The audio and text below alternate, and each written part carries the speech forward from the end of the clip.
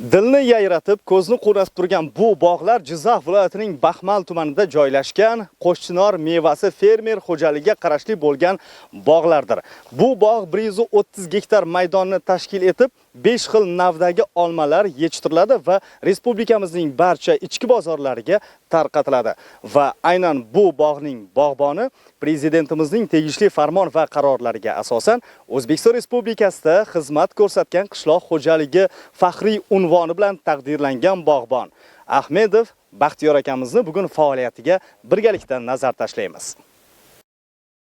Mamlakatimizda yerni asrab, undan samarali foydalanishni o'zining asosiy maqsadiga aylantirgan tadbirkorlar juda ko'p. Baxtiyor Ahmedov ham ana shunday fidoyi insonlardan. Uning mehnati bugun nafaqat serhosil bog'larda, balki yaratilgan ish o'rinlari va erishilayotgan natijalarda ham o'z aksini topmoqda. Baxtiyor Ahmedov 130 gektar maydonda olma bog'ini barpo etgan. Uning asosiy qismi zamonaviy intensiv bog'. Bu yerda ilg'or agrotexnologiyalar va davlatimiz tomonidan tadbirkorlar uchun berilgan imtiyozlar asosida suv va yer resurslaridan samarali foydalanishga alohida e'tibor qaratilgan. Natija har mavsumda yaqqol daromad sifatida ko'rinadi. Bog'dan yuqori hosil olib, mahsulot hajmi va iqtisodiy imkoniyatini izchil oshirib borayotgan tadbirkorlarimiz o'zi yaratgan 160 ta doimiy va mavsumiy ish o'rinlarini mahalliy aholi bilan band qildi va munosib daromad bilan ta'minlab kelmoqda. Tadbirkorning aytishicha, bunday natijaga erishishda soha uchun yaratilgan imtiyozlar, zamonaviy texnologiyalar va eng avvalo yillar davomida shakllangan tajriba muhim ahamiyat kasb etmoqda.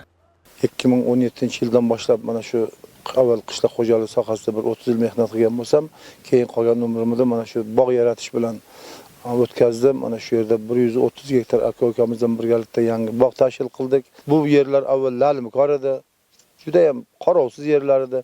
Mana hozir ko'rlaringiz mana shu har gektar yerdan 20 tonna, 30 tonna sarxil mevalar yetishtirib oldik. Albatta bu shu yerda baxmalliklarning albatta mehnati, orqamizda hurmatli prezidentimiz e'tibor berganligi va sharoit yaratib berganligi deb o'ylayman. Baxtiyor Ahmedov uchun bu natijalar yillar davomidagi mehnatning samarasi. Uning qishloq xo'jaligidagi faoliyati, yangi ish o'rinlari yaratish va yerdan unumli foydalanish borasidagi tashabbuslari munosib e'tirof etildi. U prezidentimiz tomonidan O'zbekiston Respublikasida xizmat ko'rsatgan qishloq xo'jaligi xodimi faxriy unvoniga loyiq ko'rildi. Bu tadbirkorning shaxsiy yutug'igina emas. Uning ortida 130 gektarlik bog', yillar davomidagi mehnat, 150 ta ish o'rni va har mavsumda yetishtirilayotgan hosil bor. Mukofot ana shu mehnatning munosib e'tirofi bo'ldi. Kechagina prezidentimiz meni O'zbekistonda xizmat ko'rsatgan qishloq xo'jaligi xodimi faxriy unvoni bilan taqdirladi. Bu albatta bu berilgan bu davlat mukofoti umuman meva sabzavotchilik bilan shug'ullanayotgan dehqonlar uchun berilgan deb o'ylayman. Albatta men buning uchun prezidentimga katta rahmat aytaman. Bu unvon juda katta unvon. Shuning uchun men bor kuchimni ham Xudo xolasa yana bu bog'larni yana shakllantirib, ko'paytirib, yana ham serhosil, yana ham yaxshi navlarni yetishtirishga xizmat qilaman. Baxtiyor Ahmedov erishilgan natijadan ilhom olib, olma bog'ini yanada kengaytirish, intensiv texnologiyalardan foydalanish va hosildorlikni yanada oshirish rejalari bilan yashaydi. Zero yerga mehr, mehnatga sadoqat va yaratilgan imkoniyatdan to'g'ri foydalanish bor joyda natija ham, e'tirof ham yuqori bo'ladi. 2019-yilda asos solingan Semurug' urug'chilik klasteri tasarrufida 200 gektar yer maydoni mavjud. Bu yerda asosiy e'tibor sifatli va yuqori hosildor urug'lik mahsulotlarini yetishtirishga qaratilgan. Faoliyatida ilmiy yondashuv, zamonaviy agrotexnologiyalar va tajriba uyg'unligi muhim o'rin tutadi. Yerga ishlov berishdan tortib, urug'likni tayyorlashgacha bo'lgan jarayonlarda zamonaviy usullardan foydalanilmoqda. Buning natijasida yetishtirilayotgan urug'lik mahsulotlariga talab ham ortib boryapti. Biz o'sha ikkita nav yaratilishida nav muallifligiga erishganmiz hamda paxta g'alla urug'chiligida respublikada o'zimizni brendimizni yaratganmiz hamda eksportga mahsulotlarimizni chiqarishga erishganmiz.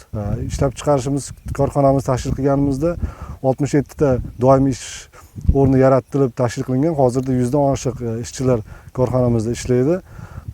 Hozirgi vaqtda biz korxonamizni rivojlantirishda xorijiy Xitoy hamda Hindiston davlatda paxta urug'chilik navlarini ko'paytirishni yo'lga qo'yganmiz. Buning natijasida o'sha xalqaro talablarga javob beradigan hamda import o'rnini bosuvchi eksportbop mahsulotlarni o'zimizda tayyorlab, davlatimizga ozgina bo'lsa ham hissamizni qo'shishimizni maqsad qilganmiz. Sifatli urug'lik mo'l hosilning muhim omillaridan biri. Shu bois urug'chilikni rivojlantirish, yangi navlarni sinovdan o'tkazish va ishlab chiqarishga ilmiy yondashuvlarni keng joriy etish qishloq xo'jaligida samaradorlikni oshirishga xizmat qiladi. Bugun yosh tadbirkorning sohadagi ilmiy izlanishlari va samarali mehnati davlat rahbari tomonidan munosib e'tirof etildi. U prezident farmoni bilan ko'plab yurtdoshlarimiz qatori faol tadbirkor ko'krak nishoniga sazovor bo'ldi. Hurmatli prezidentimiz tomonidan tadbirkorlar kuniga faol tadbirkor ko'krak nishoni bilan taqdirlanganimizdan juda ham mamnunmiz.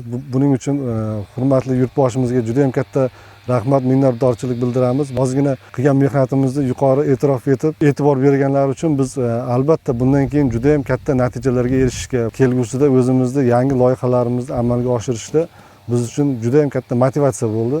Faol tadbirkor ko'krak nishoni Shohhasan Svonqulovning tadbirkorlikdagi tashabbuslari, mehnati va sohadagi faoliyatiga berilgan munosib e'tirof bo'ldi. Zero tadbirkorning yutug'i yangi imkoniyatlar, yangi ish o'rinlari va hudud iqtisodiyotiga qo'shilgan munosib hissadir.